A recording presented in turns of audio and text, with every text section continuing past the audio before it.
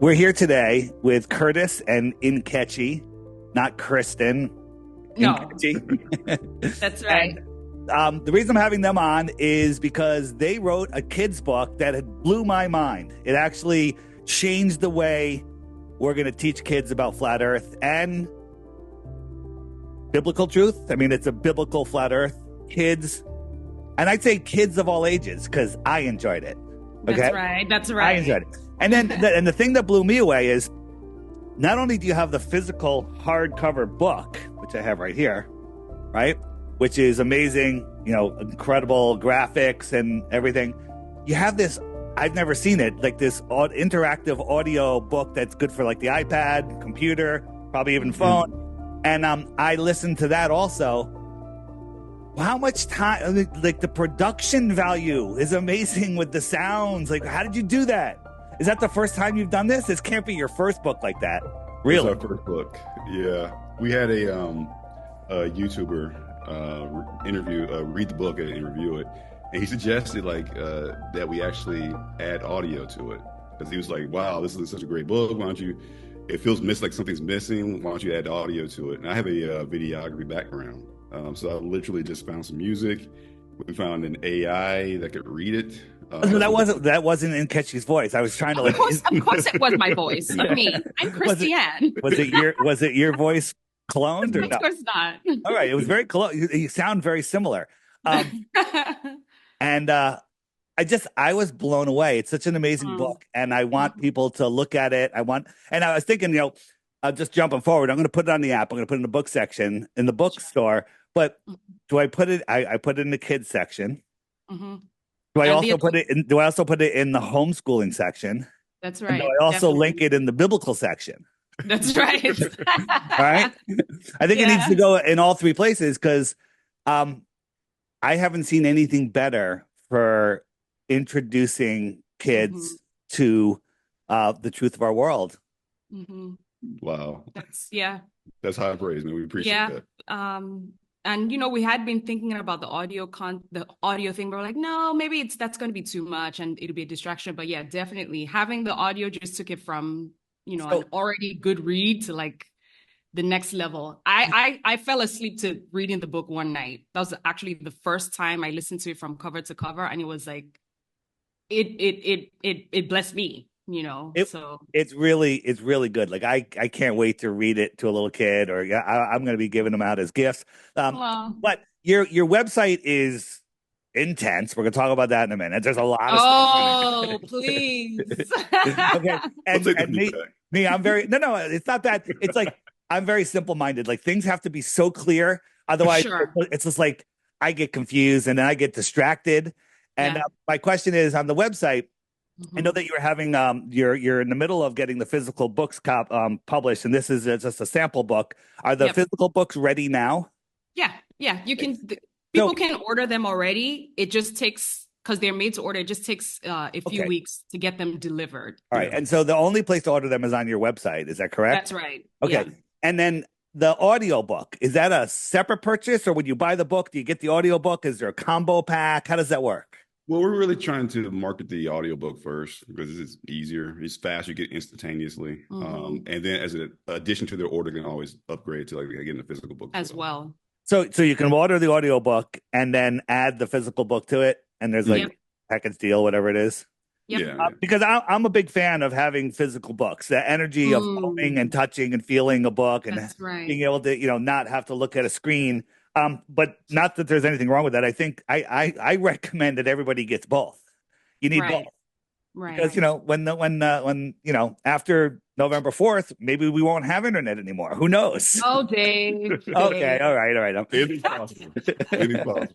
But we're mindful of censorship and all of that. Definitely. Yeah, so I wanted to make a book in the first place, but yeah, it's great to have both and.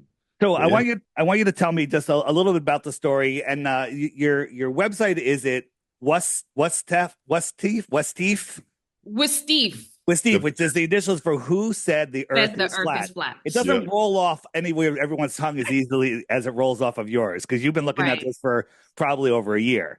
Okay.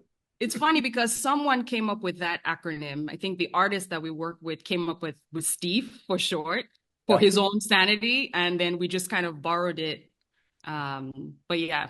And also, like, we're new to the space. We're not people who've been in the space for very long. So we were kind of aware, like, censorship might be an issue. So we had WSTEIF as a option. It's kind of low key, keep it from getting censored too much. Yeah. I like it. Who said the earth is flat? Tell us a little bit about the book. Tell us, give us the your elevator pitch on, why somebody should have this book. So there's so many reasons. Everybody decides to purchase a book, purchase a car for their own reasons because they feel like it, right? So we're not going to necessarily suggest what each person's motivation is. But the reason why we felt like we needed to make this book and make it available is because it does not exist. It's as simple as that. Like, the content in the book is everywhere on the internet, but the presentation and the way the story is presented in such a simple format that even my 2-year-old toddler could probably understand what we're trying to communicate with the visuals and all of that. The reason we made it available is so that we have it, as an option and as an alternative to the lies that we've just been choked down, that's been choked down our throats since before we could talk, right, Dave? Yeah. So that's why it's important, is to be able to have a foundation to begin to teach the truth of where the heck we live. Like, it's so fundamental. Who am I? Where am I? Why am I here? How should I live? One of those questions is, where do I live? It's important. It's like I consider myself, as I intro people, adults into flat Earth. I give them the basics, to come in. Yours is literally, you just said it. It doesn't exist. It doesn't exist. The way you put your story together with the God and the Earth, in there together, and in such a format. You said a 2-year-old will be fascinated by this book. Yep. And a 20-year-old will be fascinated by this book. And any adult, grandmas, if you're already a flat earther, everyone's going to be interested in it. But even an adult that has never thought about flat Earth, if they hear or see this book, they're gonna be like this, Yeah. We've had some of those stories already. Grandmothers reading this book and they're like, wow, okay. That actually made me think. People who are very staunch in their firm beliefs have read this book and they're like, Nkechi, the earth is flat. Yeah. Like in a span of just reasoning. But again, it also shows you where everyone's mind and kind of hearts are, because if you automatically have a wall up to not learn truth, it's going to be blocked from you, no matter how hard you try. You know what I mean? Yeah. Can we show the video book on screen here? Yeah, I don't. All right, so here's the audio book, and Who said the earth is flat? You guys hear that? I think so. A courageous adventure to discover biblical flat earth truth.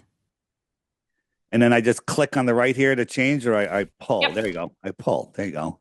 So you kind of just turn it. Very nice. Yep. Get through the beginning here. Fine print. Welcome, young. Oh, brother, my head is spinning, thought JJ. Listening ears, everyone, asked Ms. Junie. Let's talk about the solar system. Science teaches the globe-shaped Earth spins on its axis at about 1,000 miles per hour as it orbits the sun at about 67,000 miles per hour. Are you with me? Yes, chimed the class in unison. Great. As it orbits the sun also zooms through the Milky Way galaxy at approximately 500,000 miles per hour. Wow, Ms. Junie, that sounds too good to be true, muttered Skylar. But it is true, said Ms. Junie. Just trust the science. Trust the science. Yeah. So I'm gonna kind of just. But Ms. Junie, I heard some people bit. believe the Earth is flat and still, said Kyle. The Earth is what? Exclaimed Skylar. Shh! Tone it down, Skylar. I said flat, whispered Kyle. Then the whole class erupted in laughter. They must be arrogant or ignorant to think that myth is true. If the earth is flat, then pigs can fly, said Miss Junie. Story of my life. JJ's heart sank as the chatter, laughs, and giggles continued. I'm just going to flip through, not to ruin the book, but the book goes let out on. a deep sigh. On his way to recess, JJ kept thinking. Okay. During dinner, later that evening, This is your voice, JJ come on. told his dad all that had happened in Ms. Junie's science class earlier. Why don't you believe we live on a globe-shaped Earth that spins and orbits at lightning-fast speed? Dad. Like you, JJ, I grew up learning the exact things science teaches, said Dad. But when you were born, something happened. I felt God asking me, why do you believe what you believe? Over several months, I had to decide if what I had learned about several topics was true. I began to ask questions like, who said it? How can we prove it? Does God's word agree with it? When did it become true? Continued Dad. God helped me think differently. As I understood the truth, I became bold enough to share it with others. Dad, I want to be as bold as you, but I'm afraid of what people will think or say about me, said JJ. Son, do you know God says you are as bold as a lion? Asked Dad. He does, responded JJ. Yes, said Dad. So I believe you don't have to do this alone. So I'm going to stop it. Okay, here. Dad. That's the gist of it. The story is the kid getting his courage to learn and say what he believes and not just parrot what he's forced to say. And it's the story that we all took, you know, but I think it's going to help a lot of kids in a lot of ways. Awesome. Thank you so much. Yeah, definitely. Our son, our first son, who's 8, he literally just had a very similar situation, although it wasn't related to the flat earth last week. And I was like, let's pull up the book again and see, what did JJ do? You know, it's okay. Nice. It's okay to disagree respectfully, you know, with authority, as opposed to just like, you know, behold authority and then you never get a voice. Like, how are they going to ever learn their own self-confidence and courage, like you're saying? Yeah. And that intro that we were just listening, that little snippet that we were listening to kind of parrots my real life, you know, because years ago, guys started speaking to me about, like, what do you believe? Yeah, that's his story. What are you going to teach your children? And that's kind of the intro to me getting into deeper, any of this, deeper and down the rabbit hole of truth. Yeah. And what's the nature of our world and so many other topics that we've been lied to about. So, yeah. I like the level that you went in, you know, on the God side and on the flat earth. It's just a great story. And then it leaves people lots of room to make adjustments for their life, sure. for their family. Yeah. Awesome job. I know that on your website, you can instantly get the book. I highly recommend you get it. I get the physical book. And then you guys offer a whole bunch of other cool stuff if you buy the book. You want to talk about that for a second? Yeah. So we already developed that. So it's called The Forbidden Scriptures of Flat Earth. So it's basically a bundle of four things that you get automatically with your purchase. The first thing is, it's kind of like the Genesis canon of flat earth scriptures. So what does Genesis actually say about the cosmology of our world in the context of it not spinning and hurling through space? So we literally just outline every single scripture to the best of our ability. I'm sure someone can find a lot more, but I think there's probably like 40 something plus scriptures in Genesis alone. So we give that as an additional kind of Bible study, scripture study for whoever is interested to explore more.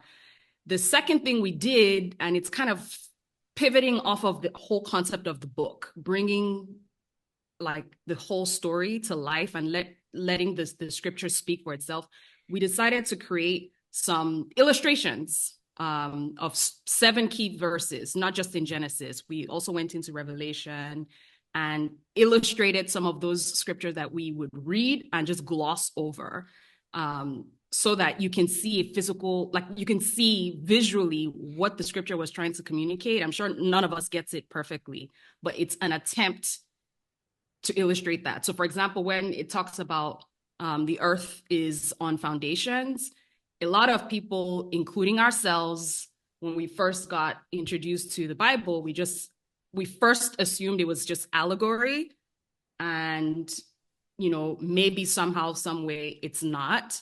But the first thing we should assume, and we've learned through the years, is God was speaking directly, and then he clarifies himself. If it is some kind of allegory, it becomes more abundantly clear. So we visualized some of those scriptures. And then the other two things. They're downloadable wallpapers. Yeah, so it's a downloadable wallpaper. You can put it on your phone, iPad. Illustrations of what really the earth looks like, and also waters above, waters below. The scriptures along with it that kind of highlight that particular illustration. Yeah, and then the last two things are experiments that kids can just take and run with, and they're going to learn some stuff, have a fun time doing that. And then in between that, it's an activity book, frequently asked questions, coloring sheets, connect the dots. We just created all that stuff, puzzles, just to kind of continue the learning, because we know once a kid reads this book, they're going to be curious. So that's kind of to help them kind of satiate some of that curiosity and kind of get a bit more understanding of what we're talking about. I love it. I think I'm going to have another kid just so I can read the book. At least I'm going to try. That's a lot of inspiration. Go have my babies, people. maybe one day, Dave, they're actually going to be born and just be normal and be the correct normal, not the new normal. That's what I'm working hard towards, getting people. I mean, when this tips and everyone wakes up to flat Earth, what will the world be like? It won't be anything like it's like now. Yeah. So, and a lot of people think that's going to happen in generations from now. Mm-hmm. I think we're close. It could be measured in months. What? I think so too. I mean, I think it could be. I mean, 2 years. That's a number of months. Right. But it could be less. It could be, I think we're getting very, very close. And to the point where, I kind of think the world is going to split into the NPCs that go into the 15-minute cities and then the people that take their power back and see the world for what it is. Wow. Yeah. Yeah. If I look at the comment sections of like any random video just remotely related to space, like a lot of the people are commenting they don't believe this anymore, or they're making just jokes about it. Like we watched the Indian moon landing. Software moon landing. Yeah. It was ridiculous. The comment section was just lighting it up, man. I mean, it was a very secular channel that was posting it, but it was they were lighting it up and just making fun of it. So I don't think you're wrong at all. I think we're moving towards a society. I mean, just the other day with Elon Musk with his catching his super heavy rocket. Did you guys see that? It catches it on the chopsticks. This thing falls out of the sky and it catches it. It's the dumbest thing you've ever seen. I mean, I did see that actually. Yeah. You did? It's so bad. And then all the videos, like the clouds are morphing and the sky is different. And it's like people filming it. There's nothing on their phones. There's no rocket on their phones. And the rocket's going up, but they're not moving their phone like that. They're just holding it straight. And it looks like amateur videos. It's the same old tricks they do all the time to make you think. The amateur video. Well, but what about all those amateurs? Those aren't amateurs. It's part of the deception. So yeah. Yeah, it looks reversed to me. I thought it looked like they reversed the video. I don't even no. I think it's CGI. I don't think they caught anything. I don't think they launched anything or caught anything there. And also, the thing goes up and it leaves a thick smoke trail, but when it comes down, there's no smoke. There's no smoke trail. What?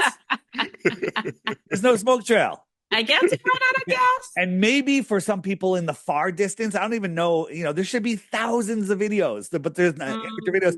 Maybe they could project something and make it look like it's landing. I think they have the technology to do that from a distance where nobody would be able to tell. But I don't even think, if that thing would happen the way they said it would, there would be thousands of amateur videos from all over the place, from the water. Yeah. Well, let's go verify it with TikTok. Maybe TikTok has the answer. Yeah. You can easily use AI to generate that kind of content nowadays. I mean, it wouldn't be that difficult. I could probably do that myself. Right. You know? Well, you guys did a great job with your book. You could probably go work for SpaceX and make them more Go to the dark side immediately. Yeah, yeah. I think we're gonna keep this short. Anything else anything else you want to bring up? Yeah. Go ahead. So Curtis and I were just talking yesterday. So if you had the option, to, if you could go back in time, would you want to know the truth, or would you rather not know the truth? Because both have consequences. So that's kind of. I think knowing the truth, no matter how much persecution comes with it, is there's no being cipher and going back into the matrix. It's absolute. I couldn't even imagine not knowing what I know.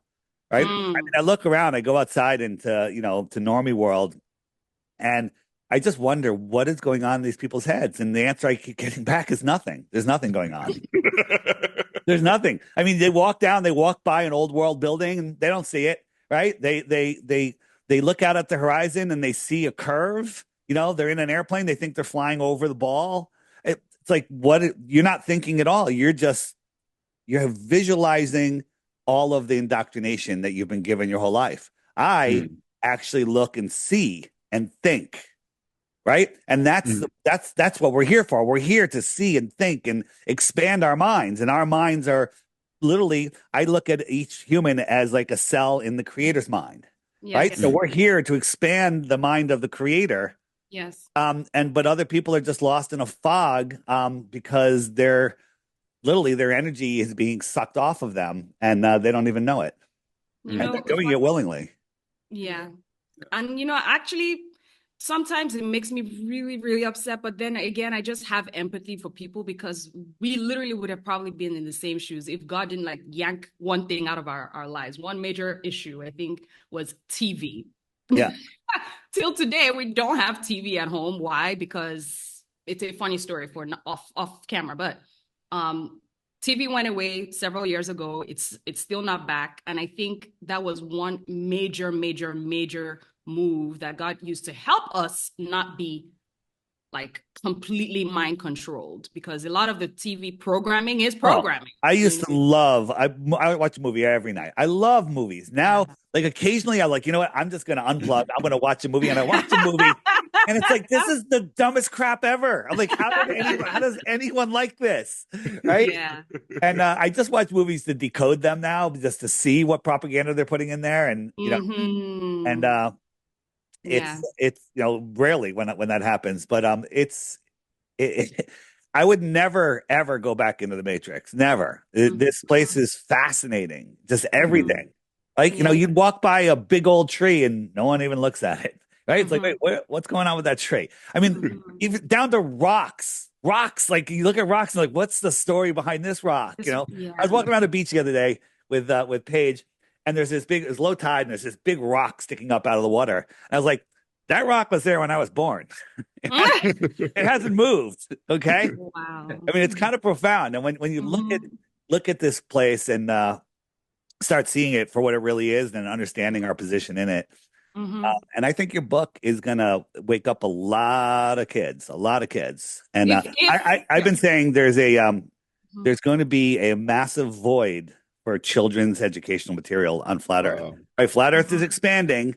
And when it breaks, there's going to be a massive void for kids' books. So your book, I'm just going to say it's one of the first real amazing kids' books. And there's going to be thousands coming after. Right? And hopefully you guys do another one. Yeah. Plan on it.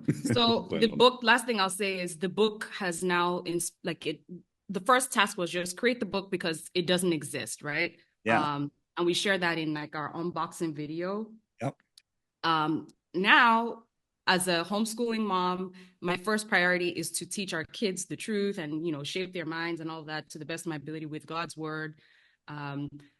But I also feel called to do the same thing for others as well. So kind of go deep in our home, but wide as well. And we just launched a company called Yafo Revolution, which stands for the Young Anointed Fearless Ones. And that's the company that's backing this book up.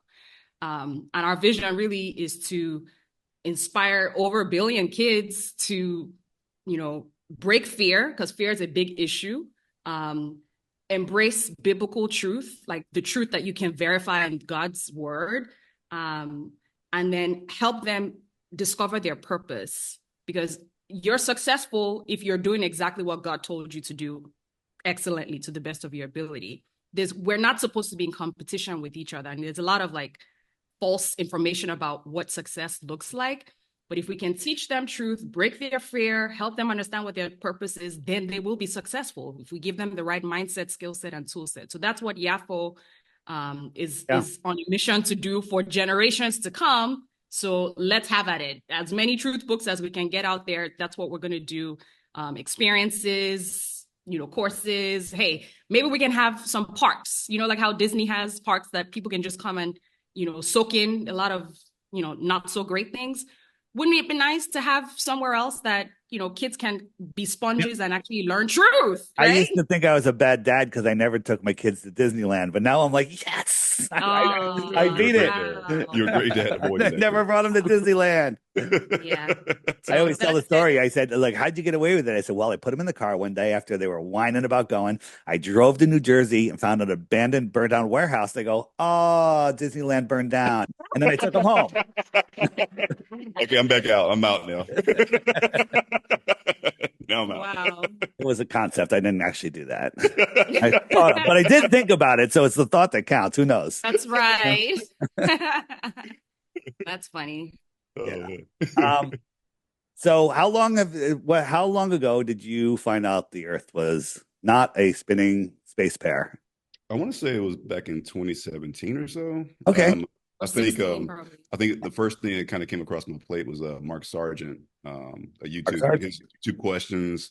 I listened to that. I was blown away. It really disturbed me. I was like, wait a minute, he's making too much sense. This is the stupidest thing I've ever heard. But like when you actually listen to his questions and his reasoning behind it, it made way too much sense. He presented that series of clues in a way that just got people thinking, and that's what it's all about. Get people thinking and not just regurgitating from memories of indoctrinated nonsense. Yeah. That's what really kind of triggered me. And then on top of it, just the scriptures. I'm not sure at what point we started going into scripture. Well, I thought he was first. Yeah, the other people start talking about the Bible backs it up, and you start doing your own research and just read Genesis and just drawing it out line by line. Like you don't get a spinning globe.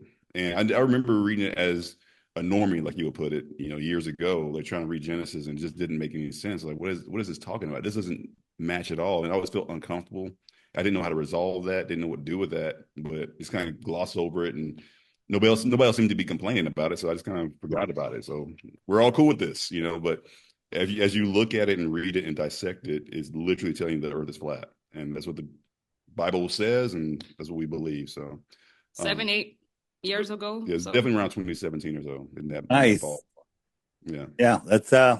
That's about a lot of people came on, 2015, 16, 2015 17. and 16. Yeah, definitely. How about yourself? I mean, what was I started looking into it 2014, and then 15 saw more, saw more stuff, and I guess I would say I became a flat earther in 2015. Yeah, somewhere around there. Right when Mark's first clues came out, that's when I flipped off the ball. Yeah, it really changed my life in a lot of ways. He was making too much sense. And a sticker on the bottom. That have the sticker on the bottom. No. Okay. We're going to use that as a prop to smash it one day in a skit. Yeah. At the end of the book, there's a challenge called the WSTEIF Globe Smash. We're thinking through what that would look like, but we want to smash it. Yeah, we're going to smash it ultimately on a skit. All right, sounds good. I'll throw in one of your book trailers at the end here, and we'll hopefully people will like this, be inspired, get the book, and then we're coming into the holiday season. All of your shopping needs are finished right here for all of the kids that you have to buy gifts for. Every single one at ages 2 to 62. Okay, till you stop breathing. I guess. Two until you. I mean, actually, the older people, it's probably just the same. They would love it just as much.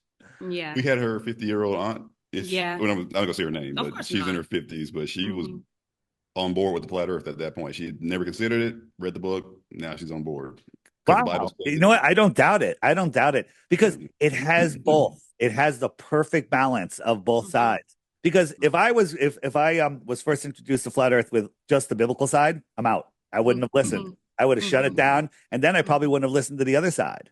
But I got, the science side came in first for me, then the biblical side came in, and it put it all together. And people say, what's the best way to wake somebody up? It depends on the person. If they're a biblical person, it might be a biblical proof. If they're an anti-biblical person, that's the last thing you want to show them, right? And it will be the last thing because you'll show them at the end. And they'll just switch you off. Yeah. So you start with the science and then go, by the way, the Bible also backs that up. And so now they're inseparable, right? I was, and you know my story. I was anti-religion, everything. I just evolution. I believe the whole thing. And then I discovered flat Earth and I realized, wow, there is a creator. And then I found God. And then during my podcast, I had the Flat Earth podcast. Matt Long was my co-host, and he's 100% on the biblical side. He rarely looks at the science. I mean, he does. He crosses over. So it was a great match for us because we would just mix right there. Yeah, we did that experiment, by the way. That wasn't just fiction. Like we actually went and did the laser experiment on the lake near us. Nice. Yeah, that's why it made it into the book. So it's based on a true story. Nice. And we just added some of the other points to it as well. So yeah, we're hoping that people will enjoy. Don't be afraid to get this book. You're not going to lose anything other than. What do you think about this thought experiment proof that could be done? So when you say the horizon is certain distance away at a certain altitude, that's if the ground is perfectly smooth. So you have perfectly smooth water, which is rare. Okay, so imagine you're sitting on a tiny little island, literally just 10 feet around, right, on the middle of the ocean, and it's perfectly calm. You're sitting, so the horizon is going to be less than 2 miles away. So you have to believe that you can only see, because a 6 foot tall person can see 3 miles. At a foot and a half, your horizon is like 2 miles, less than 2 miles away. Whatever it is, it's tiny. So you're sitting down on this island, and you have to believe that you can't see any farther than that. There's a circle going around you with a radius of 2 miles or less. Yeah, like everyday observations, you see farther than that. Even when there's waves on the water, you see farther than that. Yeah, but the problem is people that never think. Globe believers don't know how to process that information. They're like, you said radius. I'm out, they literally, it's like you have to dumb it down so much, and they're the ones that call us dumb. It's like the bully. You stupid, just making fun of somebody, then he's really the dummy. Yeah. What's that quote that you always say, knowing Belief is the enemy of knowing. That's Crow 777 Radio. You guys listen to Crow? CRROW777radio.com. He's linked in the homeschool section. He does a 2-hour podcast every week on all different things, from the nuclear bomb hoax, to space, to taxation, to just everything. And I tell people, don't send your kids to college. Just have them listen to Crow, 1 episode a day. and a bunch of people did it. And they're like, their kids are inspired. They're starting their own businesses now. They didn't go into college debt. They literally, it brings them to life because there's so many topics that he covers, from health. So, you learn about health in school. You guys are homeschooling, but in high school and college, you don't learn about health. You don't learn about nutrition. No. I grew up in Nigeria, so I learned about food and nutrition, but not like I know now. Like it's totally different. So his show is just absolutely amazing. So anyone, they're trying to keep the population of the earth down, and one of the main ways they do that is with college. That means because I only had 2 kids, because I was like, you know what? I got a boy and a girl. I'm blessed, a healthy boy and a healthy girl. I'm not going to have any more kids because I'm worried about college. I was like, and I never thought about that. People like, they wait. They're like, I can't afford to have kids yet because of college. Then they're like, I got to save for college, right? right? And so they got to work harder, Wow. and then you put the kid into college, and what do they do? They end up working at a fast food place after they get into college or something. It's so dumb. All right. Wow. Now there are colleges that are important. If you want to be an orthopedic surgeon, yes, please That's go. right. Like that's the only doctor that I'd really go to is an orthopedic surgeon. If I get, I want collision insurance. Like if I get any disease, there's no allopathic medicine that I'm going to be taking. There's nothing that my insurance would even cover that I'd be willing to do. And so, for the other things, people used to go to college because that's where the genius professor was. You had to travel there. Now everything's on the internet. Right? You want to learn about math? Khan Academy on YouTube. That's Khan right. Academy. I know teachers that watch Khan Academy before they go and teach their kids school. Okay, they're literally getting their lessons from Khan Academy. Tutors, they're doing it all the time, right? Yeah, and so, go ahead. No, we're trying to. We're considering not sending our kids to college because we don't want them to be indoctrinated. Don't send them to college. It's not by force. I just lost a little respect. Okay. I know for personal experience, like if you're trying to raise your kids to be a conservative, they're going to lead them in a different direction. If you want to be a free thinker and to be an entrepreneur and start their own business other than just work, for somebody else, then they'll probably lead you down that road. They're going to put you in a cubicle unless you're only going to think of get a job, work for somebody else instead of being the person who's on the top and inspiring others. And if your desire is to work for a big bank, go study finance. Go. But it's no longer mandatory. I think is our point. There's too much garbage, there, and let kids follow their inspiration. When I was a senior in high school, everyone's milling around like, oh, what college you going to? What college are you applying to? Everyone's like, oh, what college? And I go to one of my buddies. He's like, oh, I'm not going to college. I'm like, what? He goes, no, I'm going to go build houses. Right? Another guy goes, yeah, I'm not going either. He goes, I'm gonna work for a plumber. Right? Right? These guys are retired on their yachts now. Okay. See? Okay. Yeah. That's what we want for our kids. We don't want our kids to be locked into that one singular way of thinking. That's why we homeschool. That's why we're not considering not. Here's the thing though. College is about getting away from your parents and learning to live on your own with your own being responsible. So that is the most important thing of college. I always said, even before I woke up to flat earth and everything, I said 95% of college is the social interaction. The other stuff you're learning is, what did I learn there? There's a couple things I learned, but not much. Not much at all. So what I say is get a group of like-minded people that have kids that are ready to go to college. Rent them a house in like Cape Hatteras on the Cape or something. Rent them a house. And then I say, just have them listen to 4 old episodes and 1 new episode every week of Crow. So it's 2 hours a day. They can do it while they're riding their bike. They can do it while they're kite surfing. They can do it while they're gardening. They could do it while they're, working a job, whatever they're doing. They could go paint houses down there, whatever they want. So they're learning responsibility. They're learning stuff. They're thinking. They're outside. They're enjoying life. And at the end of that 2 or 3 or 4 years, those kids are going to be more prepared for this world than anything else. And he has those are the real world skills. He learned how to garden. He learned how to take care of himself. He learned how to kite surf. He learned how to hold down a job. He learned how to open up a bank account, all of this stuff. And that's college. They don't teach any of that crap in college. No, not at all. Not at all. Yeah. So, like I said, there's got to be some kind of alternative to what we've been sending our kids to. If we don't want them to be indoctrinated like everybody else. So, and all the people that have saved money for college, buy your kid a duplex house and have him rent it out or something. Buy him a business. Find out what he wants to do. Invest it in something other than throw it away, because you're throwing it away. You're throwing it away. Anything you want to learn, you don't need college for. Yeah. And not to mention like the hit on their morality and their spirituality as well. Like, I don't know about you, Dave, but when I went to college, that's when my morality took a nosedive. And it was like, who's God? Like, I wasn't even trying to think, because that was just the norm. That was what I saw. That's what I was aspiring to be, like everybody else who does not care about God and does not care about personal responsibility. So again, locking a kid down prison style in a classroom and feeding them a prison lunch. What, of the school and the prison? School bus, the side by side. Yeah. And just everything. The bell goes off. You got to go to the next class. The door opens. That hit hard. The lunch trays. It literally is a prison. Wow. It's a prison. It's literally indoctrinating your kids to be prisoners, and that's what they are, prisoners in a corporate world. So again, your college savings worries are off the table right now. Take them off the table. Okay.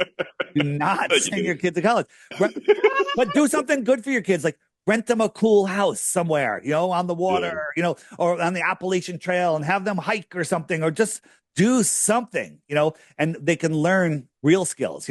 People say, where does food come from? The grocery store. That's not where food comes from. You know what? Put them on a farm, have them work with the Amish for a summer, I love it. Oh, so the other thing is you could just get them mentorships. Like go find someone that they're aspiring to be like in some business field. Get them a mentorship to go learn under that person for a season.